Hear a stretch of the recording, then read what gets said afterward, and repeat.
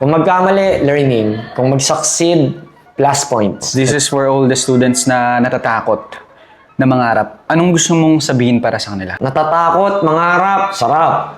Kasi by the time na matakot ka, ibig sabihin, may plano ka. Pag natatakot ka, ibig sabihin, nag-iisip ka. Di ba? Nag-iisip ka. You're afraid dun sa future na hindi mo alam. Di ba? O, kaso, lahat naman tayo, dumaan dun eh. Kung sa akin lang, huwag ka matakot dun sa mga normal yung matakot. Yun nga lang, just close your eyes, tapos jump in. Kasi dun ka matututo eh. Kung magkamali, learning. Kung mag-succeed, plus points. Huwag kang matakot magkamali kasi dun ma-expose yung weakness mo eh. I-expose mo i-expose yung weakness mo. Kasi pag na-expose yung weakness mo, it will give you proper space para ayusin mo yun. Kasi yun yung life.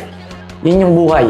Personal growth, personal love. Mahalin mo ng mahalin yung sarili mo. Alamin mo yung kahinaan mo para ma-develop mo ng may bell. Pag na-develop mo, dapat palagi ang target not to earn money. Dapat ang target to develop skills, to uplift yung buhay ng mga nakapaligid sa'yo. Yun dapat yung target. Kasi money can only move you so far, pero that will leave you empty.